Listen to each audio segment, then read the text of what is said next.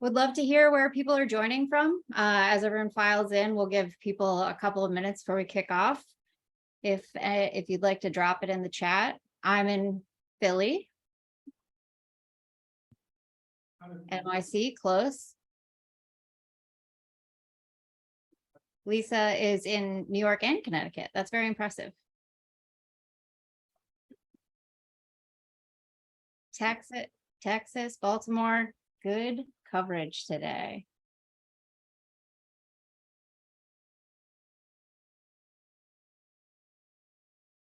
Michigan, love it. Ooh, Ecuador, welcome.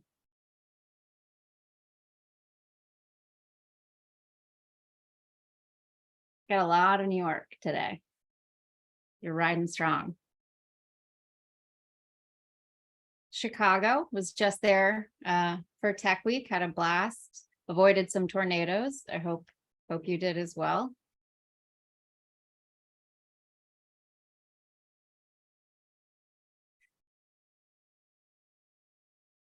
All right, we're just gonna give one more minute. Sorry, we didn't plan to have hold music. Really would have improved this experience. I'll make sure to have that for next time. Yeah. Unless Kobina, did you want to just like acapella something? Acapella. Yeah. Let me get my guitar. Give me a second.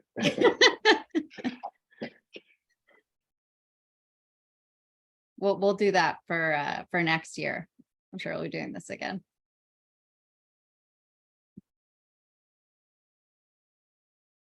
All right, we still got some people filing in, but I'll go ahead and kick things off.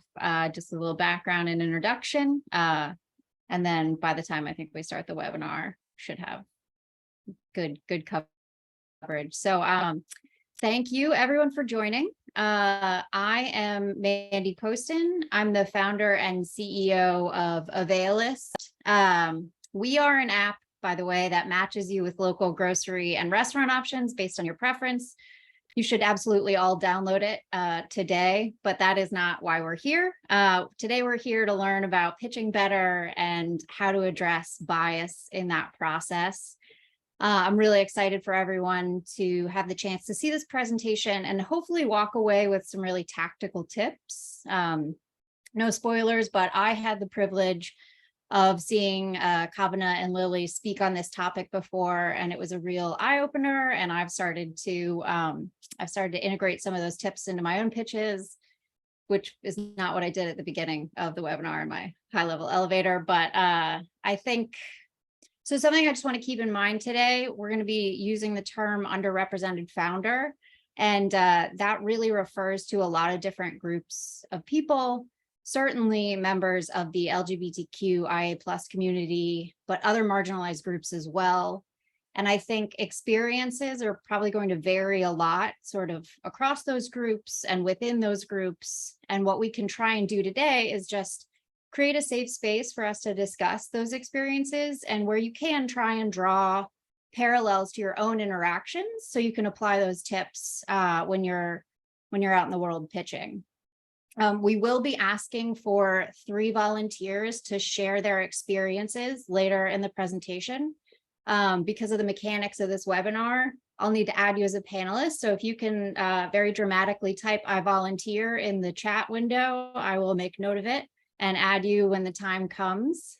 And then just last thing, I want to give a little bit of background on Startout in case anyone's not familiar. Startout is a US-based nonprofit organization. It was founded in 2009, and the focus is on supporting LGBTQIA+ entrepreneurs and startup founders. The mission is to increase the number, diversity, and impact of those entrepreneurs and really amplify their stories, and to drive economic empowerment of the queer community through webinars like what we're doing today to help you get access to capital. Over the past 10 years, we built a community of over 18,000 members. We support over 300 entrepreneurs every year. And we do that through networking and community, office hours, mentorship, an accelerator program, which I was fortunate to be a member of when I was first starting my business. and investor connections. So if you're not already a member, you should be.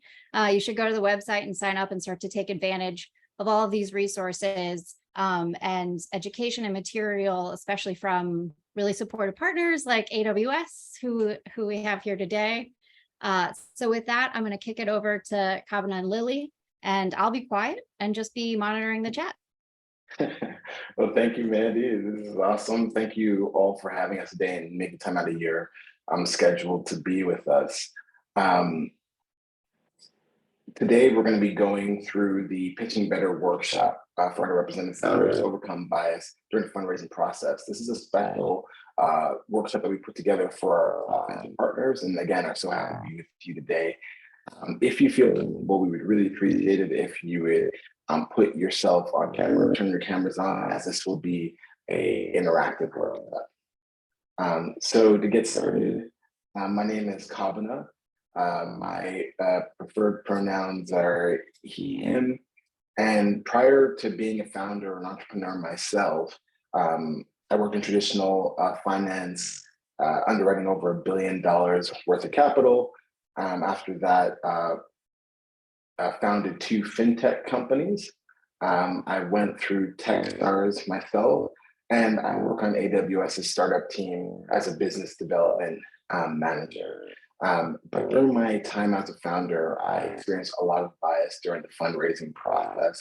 And honestly, it was a lot of times without knowing it. So today I'm really excited that we're going to be able to share with you some tactics based on one of my former professors, research to really help you raise more money.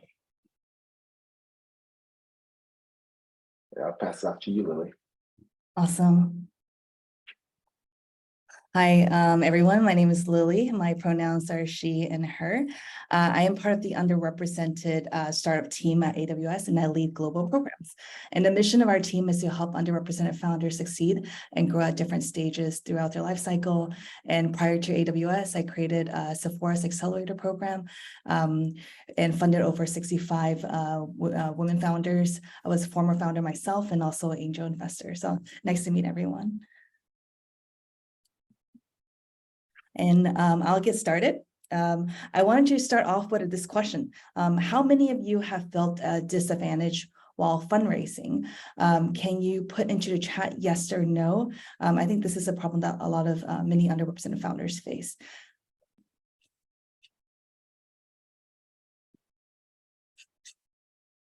I can't see the chat, so. Yes, we're definitely seeing a lot of yeses. Yeah. And I'll throw a verbal yes in there as well. Okay, awesome. I work with a lot of women founders in my career. So I had one founder who told me that she gets asked this question all the time, like, oh, you're a mother. How are you balancing your startup life with your business? And well, this is a very obvious bias question. And she said that, you know, and she gets asked that 90% of the time, every single time. She's based in China, and every time when she goes to a VC meeting, she gets asked that. But what I really want to focus on today are the less obvious bias questions, the bias questions that I don't even know that it were biased. So those are the ones that we will focus on. And for reference, she did answer, I really like her answer to the question like, oh, you're a mother, how are you balancing your startup life for your business? Her answer was, oh, just like how other fathers do it. So I really like her answer to that. But anyways, hold on, let me see. Okay, so to start, here's a good example of a bias question. Are those sales like real revenue from partnerships or something else? So many issues with this question, right? Like, of course it's real revenue. Like, what else can it be? There is a lot of unspoken bias in this question, and in this workshop, we will help you identify it and discuss how to best address it. And the goal of this workshop is to help you, 1, demystify the act of pitching, 2, answer questions in the most impactful way, and 3, hopefully empower founders to raise more capital than previous years. And this presentation is based on the research of Professor Laura Huang, which Kobina mentioned earlier is his professor. And it's also a professor that I work very closely with, and we're designing a new workshop together at the moment. She's a professor at Harvard Business School, a former professor, and has spent the past 5 years studying gender parity in the startup world. And in her research, she found that women get asked more negative questions, while men got asked more positive questions like, oh, how big is that market? Or is that opportunity? And then for a lot of women founders, they get asked a lot of like risk-oriented questions. So we'll go over more of that later. While her research is focused on women founders versus male founders, I still find this research to be relevant for all underrepresented founders in this room as well. We just saw on the chat how many of you also face like fundraising bias, right? So I've also worked with many underrepresented founders myself in my career who experienced similar fundraising issues, including myself. And so I believe this workshop and framework will be relevant to us all. But before I go into the framework, I do want to highlight her study a little bit more because I do find it super interesting. So let's go through that. Her research has been published in notable publications, including HBR, Scientific American, and Forbes. And I bet that some of you have read through her research or have came across it before. It's been cited hundreds of times, but I do want to focus on one particular study. For her research, she followed 189 early stage founders over the span of 2 years as they pitched 140 VCs. And the founders had similar background, stage, and experience, but 12% were female, and of the VCs, 40% were female. And the results are that female VCs also asked female founders questions from a negative position as well. So it's not just males with that bias. And what she ultimately found was staggering. Male-led startups raised 5 times more capital than female-led ones over 2 years. And I find that study to be quite insane because while this study was done back in 2018, the stats hasn't really changed that much. Female founders are still only getting 2.2% in venture funding. And if you're breaking that down more into other groups, like the LGBTQIA plus community, the stats are even lower at 0.5% of venture capital in the US. So I definitely hope that this workshop can help change that. And I used to think that VCs are unbiased. Evaluate companies based on the things that you typically add to your pitch deck, right? Like the product, the market opportunity, the technology, and more.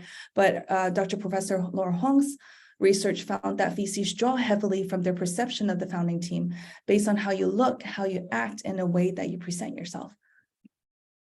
And here are 2 questions that you will, 2 type of questions that you'll hear me say over and over again throughout this presentation: promotion or prevention. Promotion questions have the positive attributes, the hopes, the dreams, and ideals of the business. Founders who get asked promotional questions can then reinforce their association with promotional qualities like gains and ambitions. And these are the type of questions that will get you the investment. Prevention questions, on the other hand, is all about, is this risky?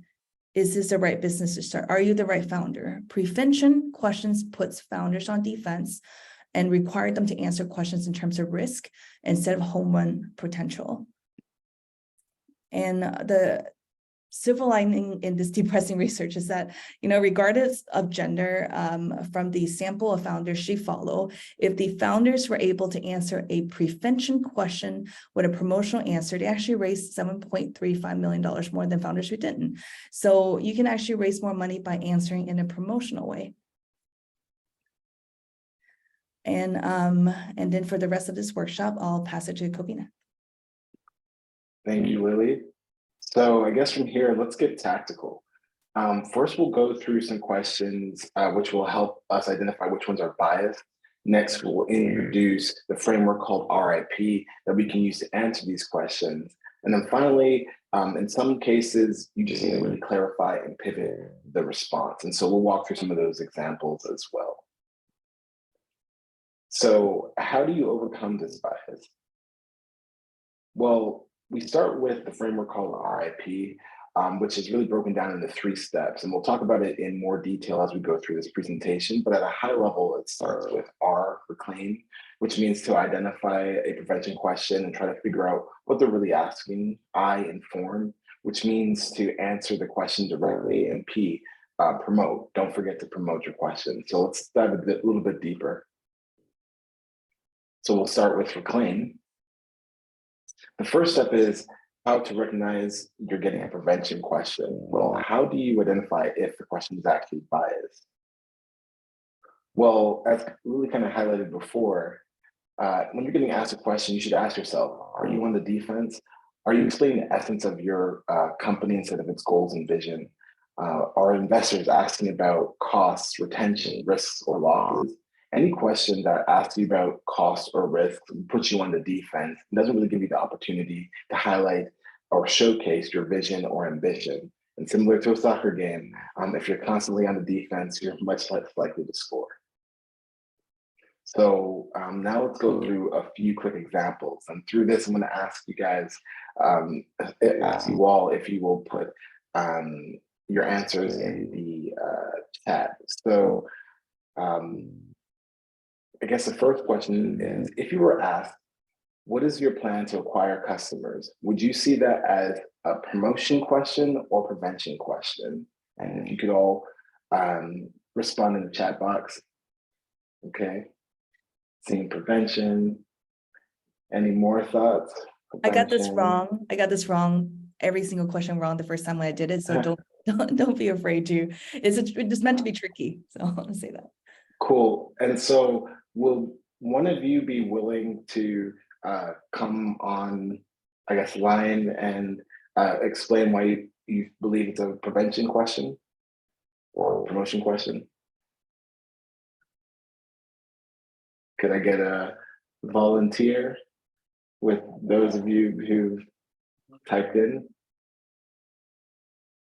Promise I won't bite. Let me see. I think, Lisa, if it's okay, I might call you up because you volunteered before. But you can feel free to quickly say, Well, how about this one? We'll just go through the first one and I'll show you how, non-threatening it is, and hopefully we'll get a response for the next one. So the first one is actually a promotional question. And it's promotional because it does give you the opportunity to speak about your vision. So we'll now try another question. Second question, how will you manage customer acquisition costs? Would you see this as promotional or prevention? Okay, getting some mixed views. So this one is actually prevention because it assumes that you have high acquisition costs and you need to de-risk it. So between the first one and the second one, these are basically the same question, but one allows you to speak about how you plan to grow your customer base and take it to the next level versus the other. So don't worry, this is the beginning, we'll try another. Just as Lily said, first time I saw this, I didn't really get the difference. All right, let's try another. What is your monetization strategy? Would you see this as promotion or prevention based on what we just kind of discussed? All right. Got it. You guys are killing it. So it actually is promotion because it allows you to speak about its potential. And the next one, how will you convert free users to paid? Would you see this as promotion or prevention?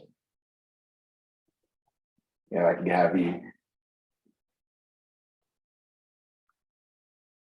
So Kobina, I'm gonna pull Lisa in and she can talk a little bit about her about their story. Sure.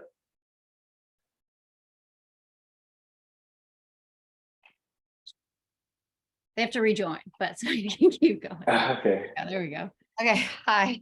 Hi. Hey Lisa, how are you? How are you? Great to see you. Good to see you. Thank you for being brave and being on stage with us. Oh, today. no problem. I didn't put any makeup on or anything. I just walked the dogs. I didn't expect to be up, but I'm happy to be here. You look fabulous, if I may say so. So it's all good. Well, I guess if you on the last question, I guess we already showed what the answer is, but actually, you know what? We'll go to the next question and see what your thoughts are on that. and then we can walk through it and get your thoughts about it, right, Okay. Lisa? All right, perfect. Cool.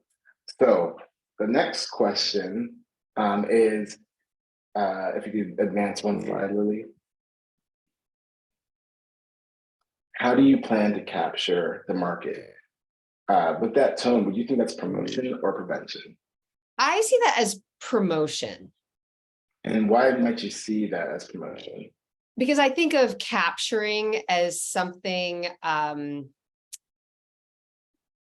meaning that you have an opportunity to share your vision. You have an opportunity to be out there, be visible.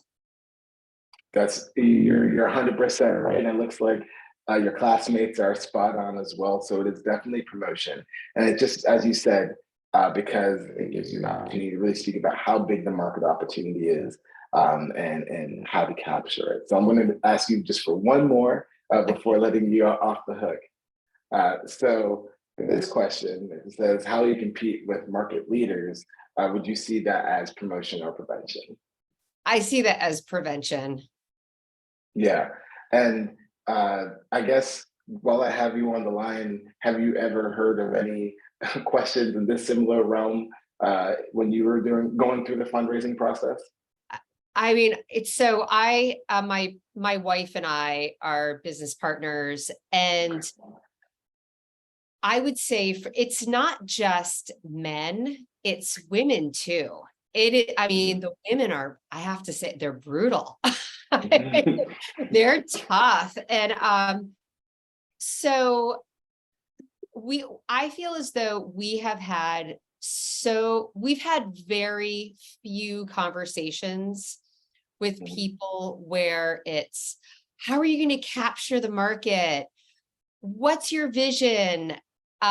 It's a lot of prevention questions, and like we've developed a thick skin around it. I feel as though, I mean, the retailers, I have to say, so we have a CPG product. The retailers are so excited about the product. And we have actually an amazing advisory board. I mean, we have an advisory board that is very enviable for a food and beverage company. And it's still with the investors, it's like they come at it from every negative aspect. And it's like, and I know what it is. And so that's why I'm so happy to be on this call today, to be able to flip it, because we have had success. We have raised 6 figures. So I'm very happy about that. We've gotten some great press that we've done on our own without hiring a PR company. We've also, we won a pitch competition. So, I mean, it's not as if we haven't seen traction. It's just that I also know that whether it's the female or the LGBTQ plus part, we definitely see it and feel it. And, yeah, so I'm really happy to be here to learn how to navigate it in a more way. 100%. Well, it's unfortunate that you've dealt with this during the process, and as you said, you have thick skin, and I know a lot of us have developed that. But hopefully through some more of the exercises that we go through today, you'll be able to kind of reframe that energy and really get an opportunity to highlight your business. So thank you again for being brave to come up. Hopefully it wasn't that bad for you. Thank you. I'm already learning a lot. Well, it's my pleasure. We'll get some more good content for you before the end of this session. Fantastic. Thank you so much. Not a problem. So, looking between these two questions, I think we would rather get the first question about, promotion, how do we highlight ourselves versus the second one. So if we advance one more slide now that Lisa was brave, I actually need one more volunteer. Is anybody else willing to come Oh, out? And, go and ahead. before that, one thing to add is that as you see, the more open-ended type of questions gives you a lot more opportunity. Like, how do you plan? What's your vision? How do you plan to capture the market? More opportunity to talk about like that, what your vision is or what your plan is, right? Versus questions that are a lot more like specific, then you have to answer it in a certain way, and so it gives you less opportunity. Like with this one, how will you compete with market leaders? It's already coming from a risk perspectives like, oh, there's a lot of big market leaders out there, how are you planning to compete? It's already kind of questioning, so that's why it's prevention versus the other one's like, oh, like this is attainable, how do you plan to capture the market? So just want to add that. Awesome.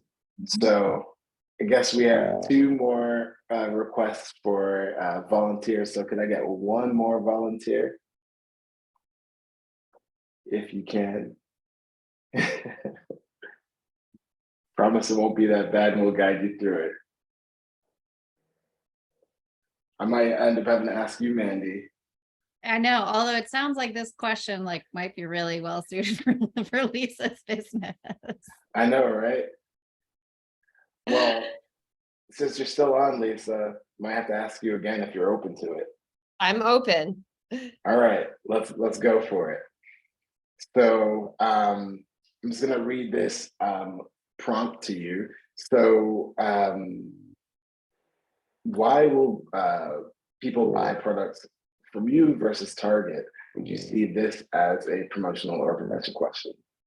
I see it as a prevention question. Sure, and again, why do you feel that? It's putting me on the defense. And I have to defend my product and why it's better than Target's. Totally. And what do you think they're We get a really trying lot to of ask these you? types. We get a lot of these types of questions. Lots. And what do you think the underlying question is that they really have for you? Are you capable? So I would think that that's probably a possible part, but really the underlying question that they're asking you is kind of what is your competitive advantage? So when you're getting a question like this, you want to speak to the benefits of your product versus how do you really directly compete. So shifting the focus from competing to the market to how you go after it. So the market is huge. You have a specific segment that you're going after, not that you're directly trying to compete, kind of framing the question in a more positive light. Okay. So that's kind of the goal there. If we go to the next slide. So if a question asks you, can you explain your competitive advantage? That's a much better question, right?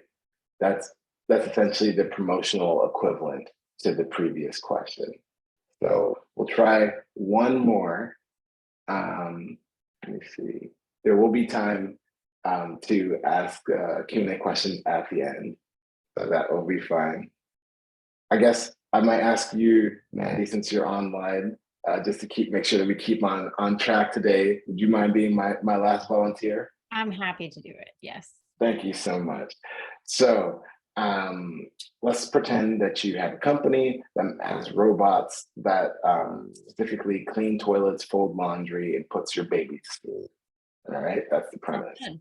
Now, if an investor asks you, how are you going to go market your product in a highly saturated market? I see a lot of toilet cleaning robots out there. Would you see that as a promotional or prevention question? I think that for me, that feels prevention, just like the keywords, highly saturated market, and like asking for, detailed mechanics about our go-to-market.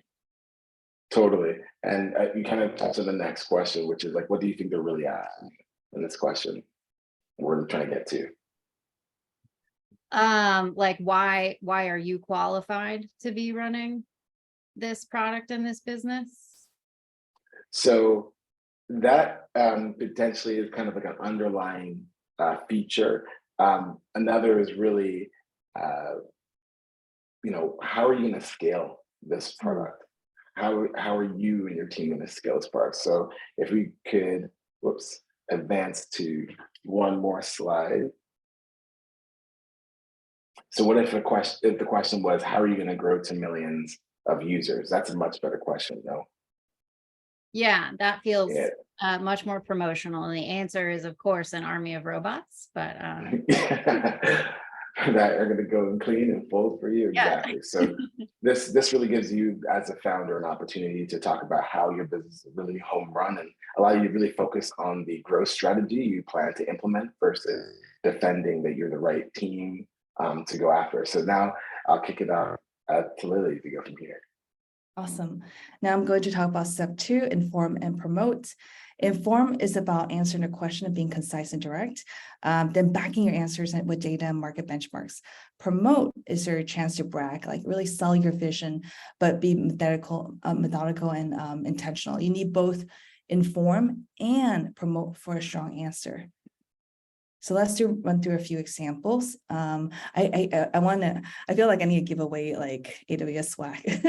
Maybe I'll try to give away some swag, but I want to volunteer to help me role play. And then this is really easy, much easier than Kobina's section. You just need to read what's on the screen. Can I get a volunteer? Or if not, I'll call on Mandy again. Is there a volunteer to help me read what's on the screen? I promise it's not that scary up here. And this is really good practice. Like if you want to get used to it. Victoria, thank you.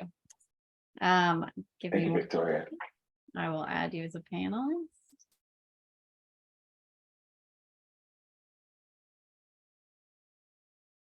All right, Victoria will be rejoining. I feel like Lisa's stuck with us. Yeah, Lisa, would you like to go back to the attendee? Either Hi, works for everyone. me. Hi, Victoria. Hey, Hi. Victoria. Thanks for volunteering. So I'm going to role play. I'm going to be an investor and go be the CEO of any company. So Victoria, tell me about your company. You can say any company So platform. we're called Any Company, and we want to capitalize on this new trend of AI to support teachers as they build curriculum, but using AI, because as we're learning, AI can pull from so many different sources on the internet and provide you with writing that's actually, pretty good. And this could save teachers some time. Thank you. Thank you for improvising. Okay, so and I asked and I saw Victoria, I read your deck already and I saw your demo day pitch at the Start Out event. One question I still have in mind is, how will you manage customer acquisition costs? Don't worry, you can just read what's on the screen. Oh, great. Okay. So from our pilot with 2 schools in San Francisco, we were able to sign on 25 teachers without paying for acquisition. We expect our CAC to fall around $200 a teacher, and we will introduce a top-down acquisition strategy rather than selling directly to teachers to drive CAC lower. Awesome. I'm going to turn to the audience first, everyone on chat. Is this a good answer? Can you type in a chat box yes if you think this is a good answer, or no?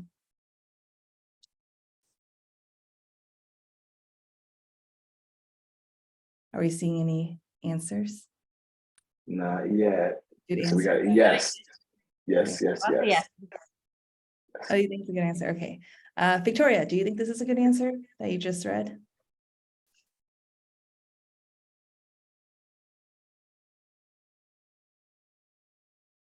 I think so. Think so? Do you think it, okay, I think it's a decent answer, but the question is this an answer needed to move you forward? Like it might be a good response, but does it add value to what you're trying to achieve? Do you think this answer will help you raise money? Oh, okay. So I feel like, yeah, it could be a little defensive because they're like almost justifying it. So yeah, it feels like it's not going to help you raise money, it's not or the enough. answer doesn't sound like you're thinking about that.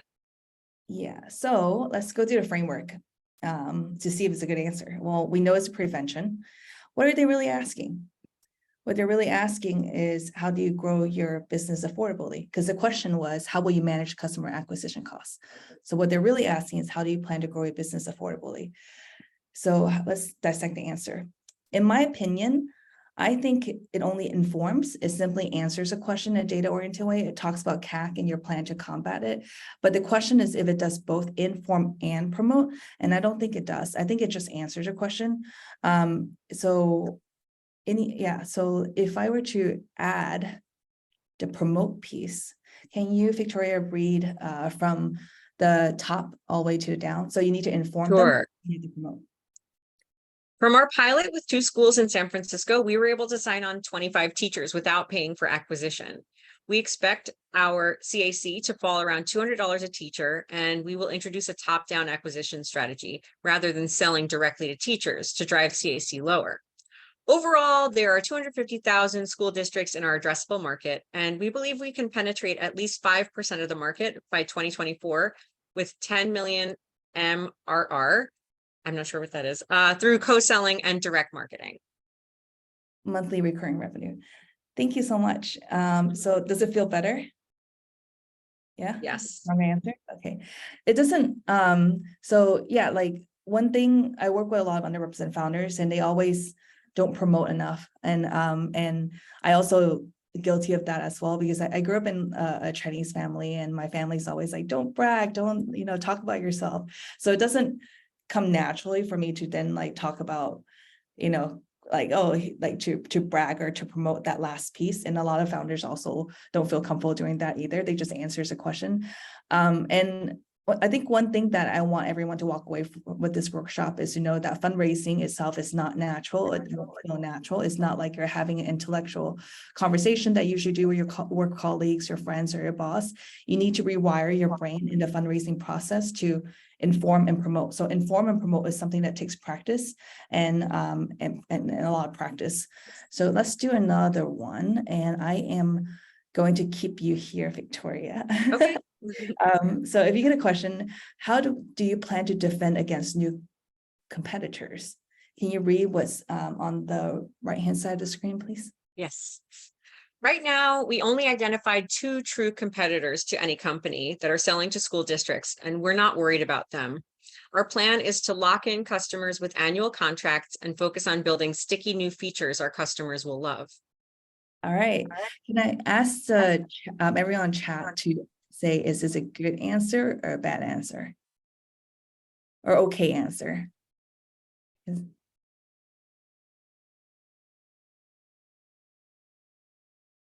I answer too? Yeah. Oh yeah. I'll ask you. Okay. Because I'm thinking like they don't really give details about the other competitors and why they're not worried about them, because of like what's any company's advantage over the competitors, right? And like what do they have that the other competitors don't have? I also don't like it when they said, oh, we're not worried about our competitors. That's also not something that's good to say, right? Right, because you'd never know. Yeah. All right, let's look at the framework. Let's go through the framework. It's prevention, obviously. And you're absolutely right, Victoria, it's about competitive advantage. So what they're really asking is about the competitors and how they defend against them. And so let's check to see if the answer is strong. I think it informs, it answers a question, but I don't think it promotes again. So let's see what a promote piece, what that will look like. Can you please read from top down again? Yes. Right now, we only identified 2 true competitors to any company that are selling to school districts. Our plan is to lock in customers with annual contracts and focus on building sticky new features our customers will love, or your customers will love. Sorry. To clarify, our unique competitive advantage will be our first mover lead, our engineering team, and pricing, where we will outprice competitors so we can scale as quickly as possible. If we can execute on those 3 things, we believe we can capture at least 10% of the market by 2022. Awesome. Does this feel better? Yeah, it's clearer. It's clear, right? Because you're talking about your unique competitive advantage and you want to add that piece, but you still need to answer the question, how do you plan to defend before you promote? One of my colleagues said that that's still not a great answer, is like better, because because first mover lead, engineering team, pricing to outprice competitors are not exactly like the best answer either. So he rewrote that answer for me. He said, oh, here's an alternative version. And do you want to read the last, this alternative answer? Just the Yeah, last sure. part, yeah. Just the promote, Just the last right? part, yeah. Okay. Oh, just the last part. To clarify, our competitors are failing to react to what Gen AI provides. I know. Their largest customer is telling me this. Our product provides that 10 times experience improvement, which will rapidly bring their top customers to us. Our solid team can extend our innovation lead as the competition tries to catch up. Our pipeline already represents the customers that make up 20% of the market. Thank you. So yeah, that's that makes it a strong answer. So thank you so much, Victoria, for volunteering. Sure. Yeah. Happy to help. Yeah. So now that we went through the RIP framework, you should be able to answer most of the questions better. Now, here's the tip.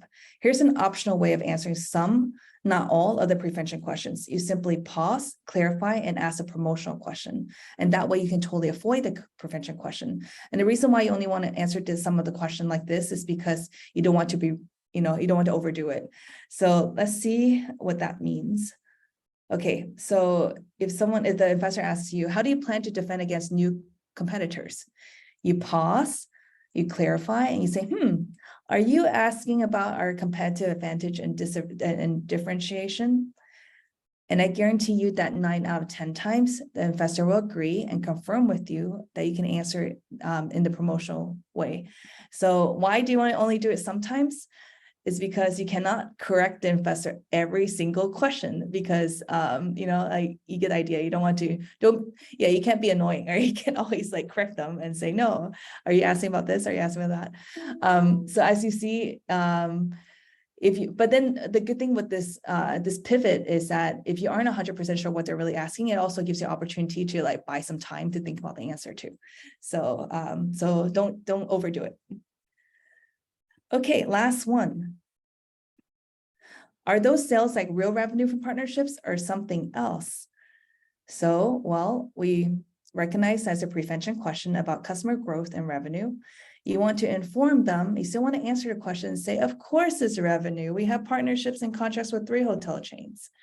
But don't stop there. You promote and you say, and we plan to grow partnerships in the next year by 150%, which will allow us to sell directly to 2 million prospective customers. Overall, we believe partnerships will affordably drive our growth for the first 2 years. This is a real question from one of my founders, and she made a mistake of going down the rabbit hole of trying to prove that's real revenue. And I said, don't waste your time doing that. Just go straight into talking about the promotional aspect of your company. So yeah, in summary, use RIP for most questions, but you can use clarify and pivot sporadically. Clarify, anticipate prevention questions and learn what they look like. So Kobina and I will send everyone a list of other prevention questions so you can kind of learn what prevention questions can look like. Don't let prevention questions frustrate you. One thing that I tell a lot of founders I work with is a lot of times founders go into an investment room and they prepare a lot on their pitch deck and what they're saying on the pitch, but they don't prepare emotionally as well. And what I mean by that is, I think it's also, you can use that to your advantage by anticipating what type of bias questions people will typically have of you. If you, and you can, be self-aware and figure out what those bias questions are, and then come up with answers in your back pocket to address them.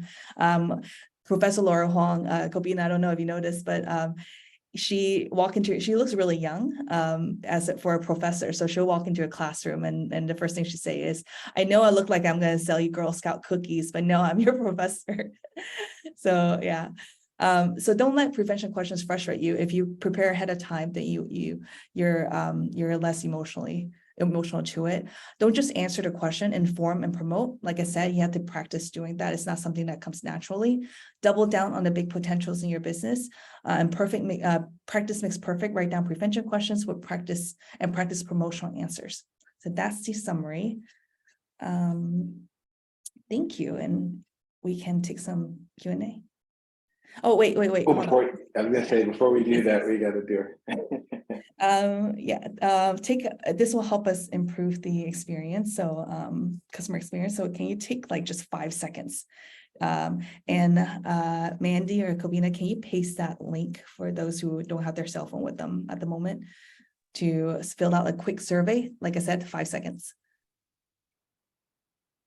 Thank you. And while I'll leave this up and take questions.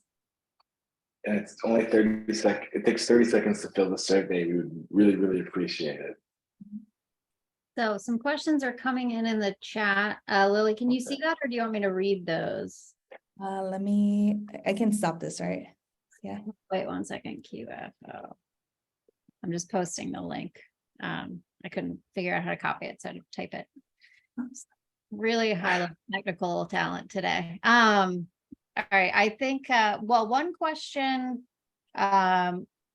we got a couple people asking, I know was on my mind, is there a resource for a list of common prevention questions that we can maybe look to sort of build a framework around?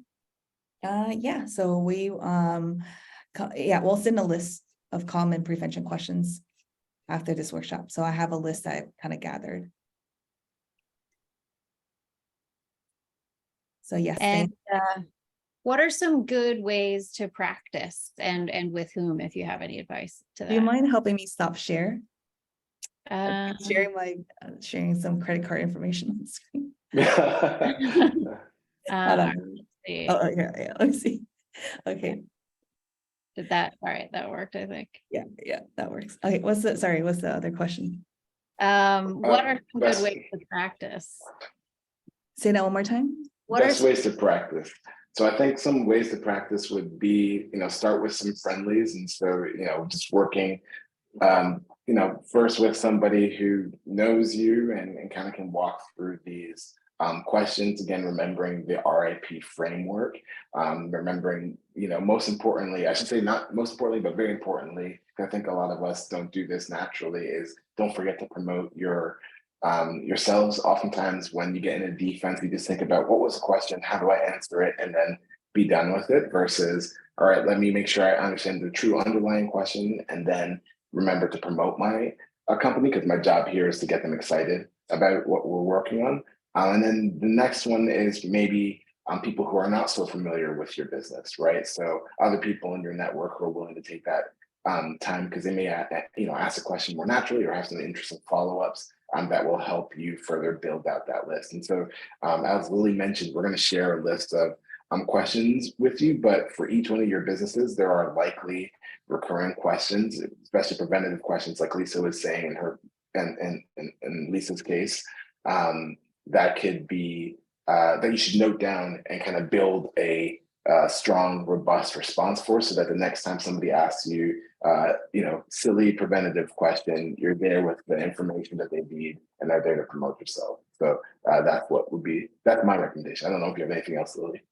Yeah, no, I think I think that what you said, is what I have in mind. Another tip is, a lot of founders ask me this question, like, are there another tip if I get asked this bias question, how do I turn it around? Like, how do I answer this particular bias question? Another tip is to turn it back around to the investor. One of my founders got asked, like, oh, what makes you think you can succeed?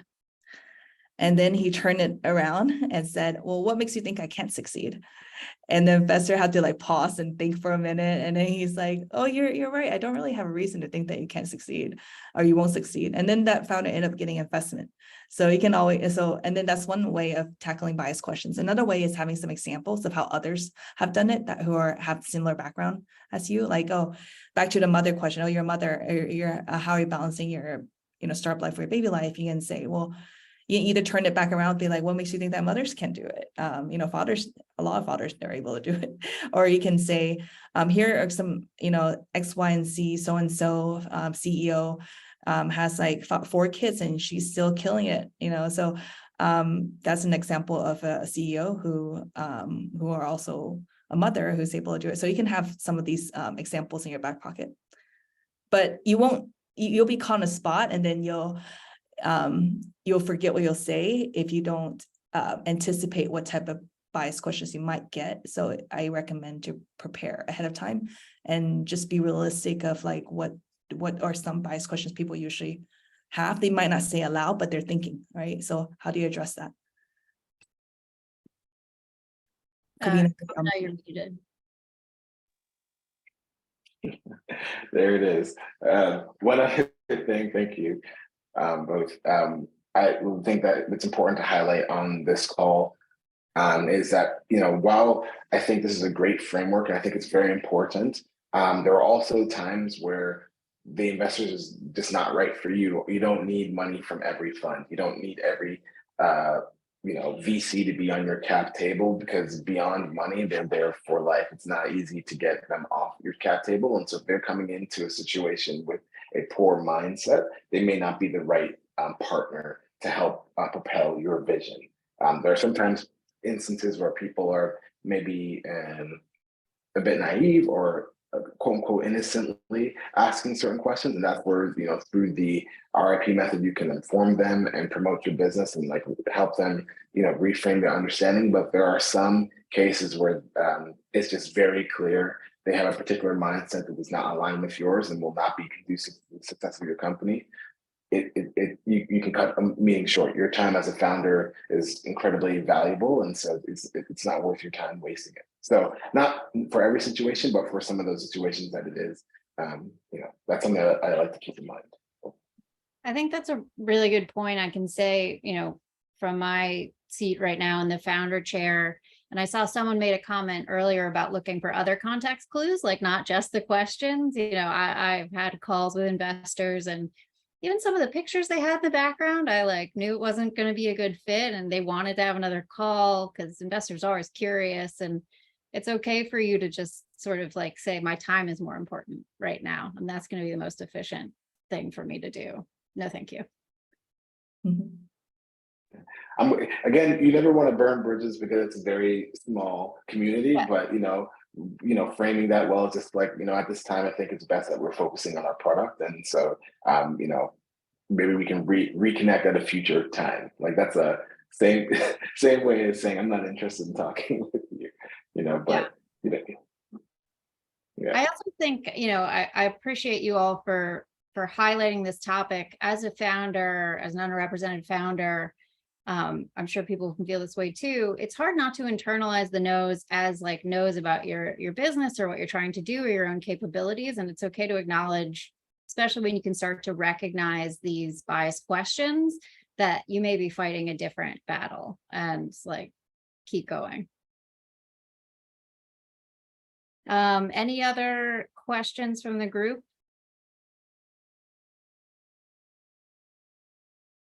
Yes, Roy, we get a lot of ghosting.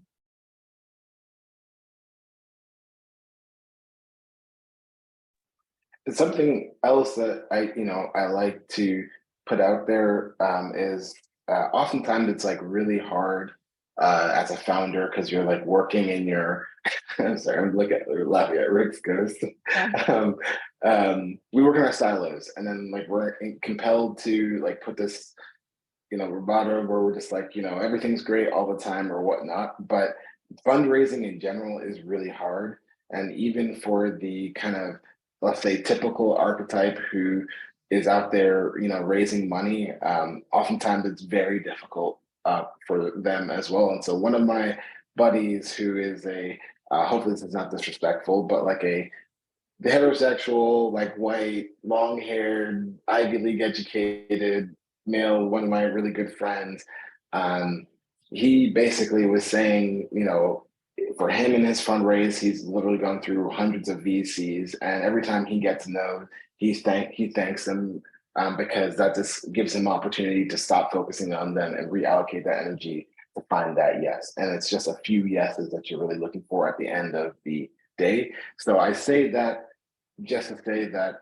it's a hard journey for everybody. It's probably especially hard for us underrepresented founders ourselves. There's the data to show it, but understand that you're not alone in this journey. I know that I many times came home after a poor meeting, was gosh, this really was crummy. But just know that you're not alone, and so don't internalize it too much.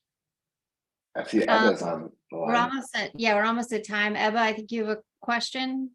You should be able Yeah. Oh, great.